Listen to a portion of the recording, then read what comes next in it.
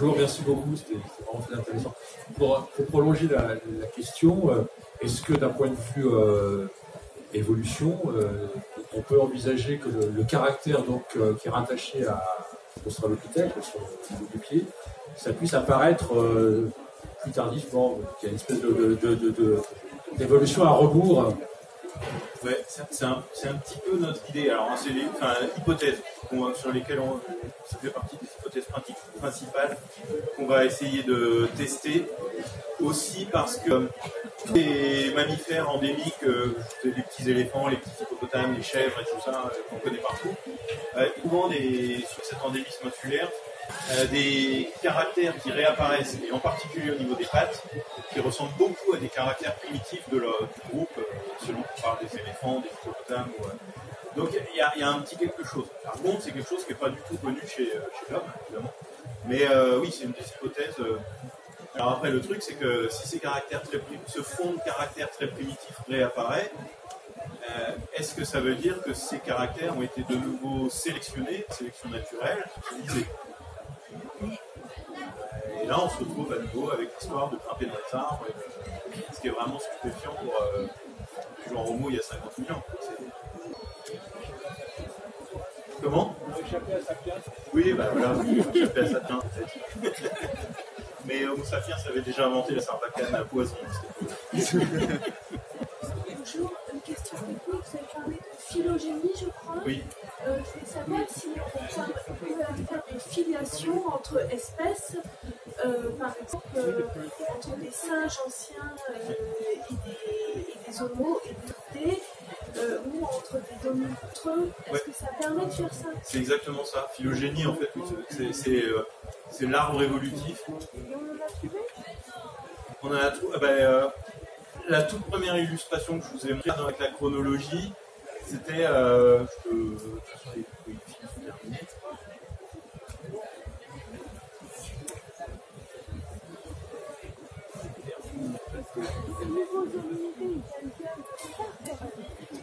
oui, bien sûr qu'ils viennent de quelque part.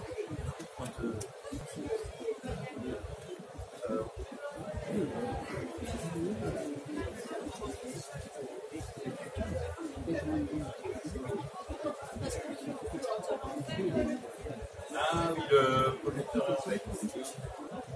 Bon ben, je suis désolé, mais oui, ces arbres évolutifs, c'est ça, c'est la phylogénie. Alors que bien sûr, là, on travaille sur la paléontologie, donc c'est du caractère morphologique. Pour les espèces les plus récentes, maintenant, il y a un petit peu d'ADN, Néandertal, Sapiens, Denisova, tout ça, on peut combiner ça avec des données génétiques. Mais oui, c'est un peu le but du jeu. Après, je ne veux pas partir trop loin, mais cette histoire de décrire une nouvelle espèce, c'est très symbolique. Mais finalement, c'est pas grand-chose de plus que le symbole. Ça s'appelle la taxonomie, la façon de nommer les animaux. C'est une invention humaine, hein. Ça n'existe pas dans la nature. La seule chose qui a existé, c'est l'évolution. Et donc les noms qu'on donne, les petites boîtes dans lesquelles on oscille, avec leur nom dessus, ce sont ces petites boîtes qui nous permettent d'essayer de reconstruire la généalogie, en fait, l'histoire évolutive entre toutes ces petites boîtes. Mais après, on part dans des considérations, mais une espèce n'existe, c'est un concept purement humain. Ça n'existe pas dans la nature. Bonjour. Alors, question un petit peu large, je dirais ce que vous pouvez en dire, mais je voulais savoir si vous pouviez nous donner vos hypothèses sur les questions que vous posiez à la fin, que ce soit replacer dans le contexte très large de l'histoire de l'humanité, ou si on est capable de dire quoi que ce soit de son mode de vie, que ce soit en le rattachant à une industrie politique peut-être, ou son mode de vie sociale. Oui, merci. Parce que j'ai complètement oublié de vous parler d'industrie lithique, d'outils de pierre taillée. Alors, j'ai pas oublié parce qu'en fait, on n'en a pas trouvé. Mais c'est intéressant parce que dans le niveau où sont les fossiles, il y a plusieurs ossements animaux qui portent des marques de boucherie. Donc c'est probablement, alors je ne vous ai pas expliqué tout ça, mais l'endroit où on a trouvé les fossiles, ils ont probablement été déplacés sous l'action de l'eau et accumulés le long de la paroi de la grotte et protégés le long de la paroi de la grotte de l'érosion. Et si tout ça, ça a été déplacé peut-être de l'entrée de la grotte, enfin de l'extérieur de la grotte vers l'intérieur de la grotte. S'il y avait des outils de pierre taillée étant plus lourds, eux ils sont pas bougés, ils auraient pu rester à cette hypothèse qu'on a, mais c'est pas terrible. Et il devait y avoir effectivement une maîtrise d'outils lithiques, mais on sait pas lesquels. Pour replacer, alors oui là c'est des questions vastes. Mon petit feeling, c'est que ça se rattacherait plutôt à des fossiles chinois. Un certain nombre de caractères, des Homo erectus, ou alors les collègues chinois n'arrêtent pas de trouver et de publier des fossiles vraiment incroyables en ce moment.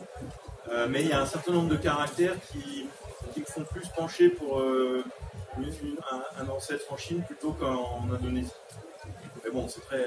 Et alors comment ils sont arrivés là alors quand il y a au moins 700 000 ans, mais en fait on ne sait pas du tout si le sommet de 6 descend de ce groupe qui était installé il y a 700 000 ans ou d'autres groupes dont on n'a pas encore retrouvé les traces. Comment ils sont arrivés là, on n'en sait rien. Mais ce qui est vachement important par rapport à ce que je racontais tout à l'heure sur seul Homo sapiens a été capable de franchir des bras de mer et tout ça, on a maintenant l'île de Luzon, au moins 700 000 ans, il y avait des hommes qui n'étaient clairement pas des Homo sapiens. L'île de Flores, il y a au moins 1 million d'années, il y avait des hommes qui n'étaient clairement pas des Homo sapiens. Et entre les deux, il y a aussi l'île de Sulawesi, les célèbres, avec des dates entre 250 000 ans et 300 000 ans. Pareil, des outils de pierre taillée, on ne sait pas qui, mais... Donc, l'idée que c'est seulement par accident que des espèces plus anciennes qu'Homo sapiens seraient arrivées sur ces îles-là, bon, déjà une fois, ça paraît très peu plausible, parce qu'encore une fois, pour fonder une population, il faut passer un nombre assez important de personnes. Et le fait que ce soit produit 3 fois sur 3 îles indépendamment, ça rend l'hypothèse accidentelle, à mon avis, extrêmement peu probable. Donc, je ne suis pas contre l'idée d'Homo erectus, je ne sais pas, moi, qui fait peut-être du cabotage, et puis qui se sont retrouvés coup de vent ou du courant, et une fois, 2 fois, 3 fois, ils se sont retrouvés sur ces types de boussoles, là, vous n'avez pas l'intention d'aller. Mais ça, voilà, on est très... Il y a peu d'arguments solides. Oui, bonjour, merci pour l'exposé. Moi, j'aurais voulu savoir, au-delà du fait qu'il pouvait certainement monter dans les arbres, l'homme de Luzon, est-ce qu'on a une idée de son type de bipédie ou de son type de locomotion, de répertoire locomoteur? Ça, c'est le grand challenge parce que dans ces fameux travaux-là qu'on va développer en biomécanique, et il y a évidemment le double aspect, c'est avec des pieds comme ça, il devait être capable de grimper. Est-ce qu'il le faisait? Et s'il le faisait, comment biomécaniquement ça fonctionnait? Et puis avec des pieds comme ça, s'ils étaient bipèdes, ils étaient probablement avec une bipédie très particulière. Parce que franchement, ça donne une image d'un pied qui n'est pas du tout comme le nôtre, hyper stable au sol, mais au final un pied plutôt préhenseur. Donc ça va te faire, ça va faire partie des mêmes travaux à développer. Mais il fait marcher bizarre.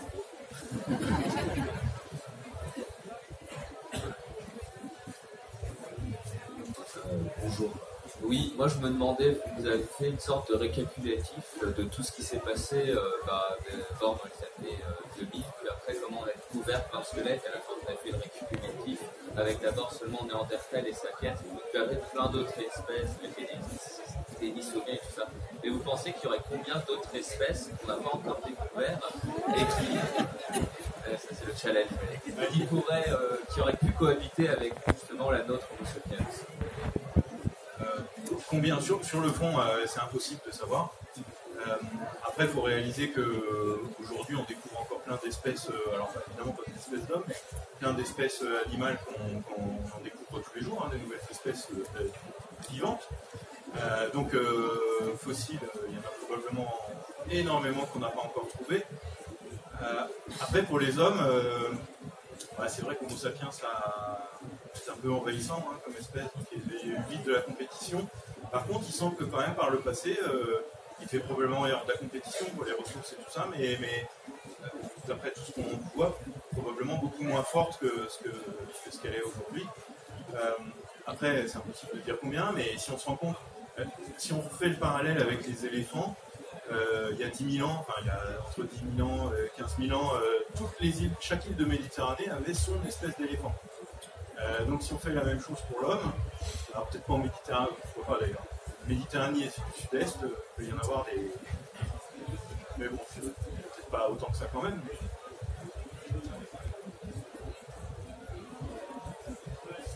Merci. Je voulais poser la question là sur les îles. Est-ce qu'il pourrait y avoir un rapport avec les Denisoviens? Je sais que c'est un peu loin, mais est-ce qu'on a voilà, génétiquement, est-ce qu'on peut imaginer pardon, je ne parlais pas. Alors, oui, je sais pas si tout le monde a entendu un rapport avec les Denisoviens. Alors, le problème des Denisoviens, c'est qu'on les connaît essentiellement par leur séquence d'ADN. C'est plus vrai depuis il y a un mois, puisqu'il y a cette mandibule, ce fragment de mâchoire qui a été découvert au Tibet d'ailleurs, donc assez loin de la Sibérie. Mais on n'arrive pas à savoir à quoi ça ressemble ces Denisoviens. Donc évidemment, l'hypothèse un peu gratuite, c'est de dire à chaque fois qu'on trouve un truc bizarre, c'est un Denisovien. Mais en dehors de la blague, il y a des papiers de génétique qui sont sortis là, c'est pareil, il y a 2 mois, qui montrent qu'il y a eu des événements d'hybridation, de mélange entre Denisoviens et Homo sapiens, non seulement autour de la Sibérie, ça c'était connu depuis 2-3 ans, mais maintenant, très probablement en Asie du Sud-Est, voire en Papouasie-Nouvelle-Guinée. Alors, ça laisse un peu songeur, effectivement, mais il y a plein de choses à réenvisager, mais potentiellement, effectivement, c'est très, très possible qu'il y ait eu quelque chose à voir avec les Denisoviens à un moment ou à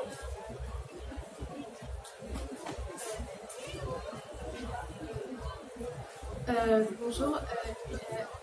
Pour les Denisoviens, comment ça se fait qu'on réussisse à retrouver de l'ADN, mais aussi peu de squelettes?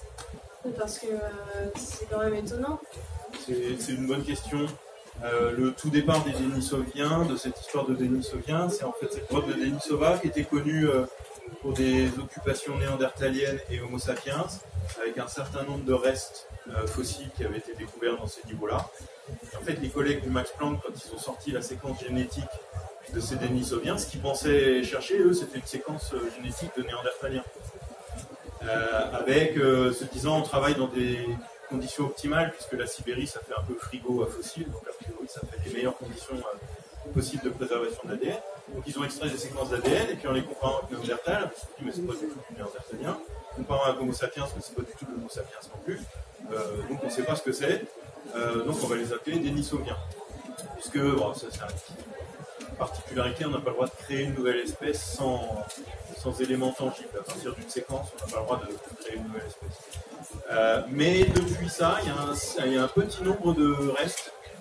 On doit connaître 5 ou 6 dents de Denisoviens. Maintenant, on connaît le fameux minuscule morceau là, de la fille d'un Denisovien et d'une néandertalienne, ou l'inverse, je ça marche. Maintenant, cette petite mandibule au Tibet.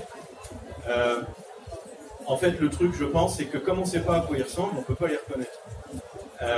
Ce qui se passe, c'est qu'à chaque fois qu'ils séquencent un petit bout de fossile, ce petit bout de fossile là, de la fille d'un néandertalien et d'une Denisovienne, je ne me rappelle plus, c'est en fait tout un tas de petits fragments fossiles que les généticiens ont séquencés les uns après les autres, au pif, parce que morphologiquement ça ne ressemble à rien, un peu au pif et en regardant les séquences qui sortaient, à quoi ça ressemble.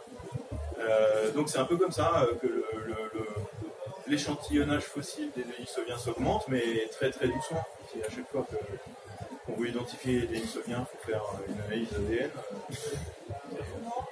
Donc voilà, c'est une des raisons. On ne sait pas à quoi ils ressemblaient, donc on n'arrive pas à les reconnaître. Bonjour. Voilà, je suis un peu interloqué par le caractère insulaire de ces deux espèces, en sachant que leurs ancêtres ont pu arriver sur des voies d'eau navigables, donc potentiellement ils pouvaient eux repartir, et vous avez la connaissance, et potentiellement là d'où ils venaient, ils auraient pu enrichir leur caractère, donc je ne comprends pas le caractère insulaire. Enfin, en tout cas la dégénérescence insulaire. Alors c'est lié au fait qu'ils sont passés, alors je ne sais pas trop comment, mais c'était probablement pas un but, ils sont pas, entre guillemets, ils n'ont pas fait exprès d'aller là-bas, et je pense que s'ils sont arrivés là-bas à la dérive, ils n'avaient peut-être pas trop envie de retenter l'expérience dans l'autre sens, pour faire simple, hein. Mais en fait, si on compare avec les animaux, c'est ce qui se passe. Les éléphants, alors c'est différent, mais les herbivores sont très bons nageurs, hein, parce qu'ils ont un gros estomac gonflé d'air. Les éléphants nagent très très bien. C'est comme ça qu'ils vont sur les îles. Sauf que pareil, quand ils sont arrivés sur une île, ils n'ont peut-être pas trop envie de retenter l'expérience dans l'autre sens. Ce qui fait qu'il y a toujours beaucoup moins de mouvements retour que de mouvements aller. Et puis, d'une façon ou d'une autre, il y a ce brassage entre population du continent et population des îles est très très faible ou alors carrément interrompu. Moi, je me disais que ça ne m'étonnerait pas que les Homo erectus faisaient un peu de cabotage. Je ne les vois pas comme des grands navigateurs polynésiens. Alors, ça reste peut-être par accident, mais accident lié avec une pratique de, alors peut-être mettons cabotage, ce que je disais, fréquenter les côtes, et puis voilà, on coupe par un courant, et puis on se retrouve sur l'île de Luzon, et puis ça se reproduit pour un autre groupe 10 ans après, et puis ainsi de suite. Et voilà, sans avoir les moyens de revenir en arrière s'ils avaient l'envie de revenir en arrière. C'est très spéculatif. Hein.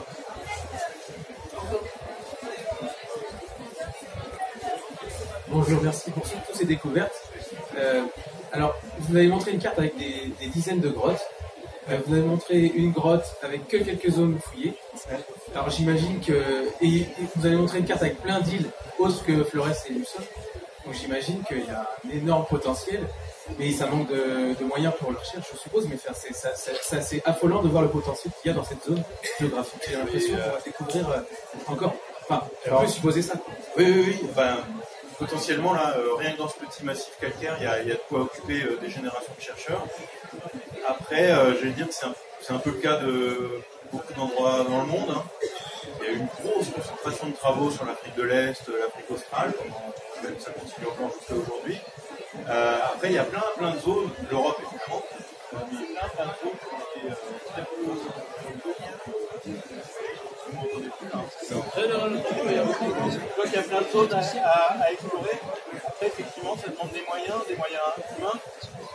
Les collègues archéologues préhistoriens des Philippines se trouvent sur les doigts d'humains et qui s'intéressent pour la plupart à une préhistoire beaucoup plus récente, le néolithique, l'arrivée des grands groupes néolithiques, préhistoire très peu. Et rien que dans ce massif, il y a des grottes partout et dans toutes les îles, potentiellement, il y a... Voilà.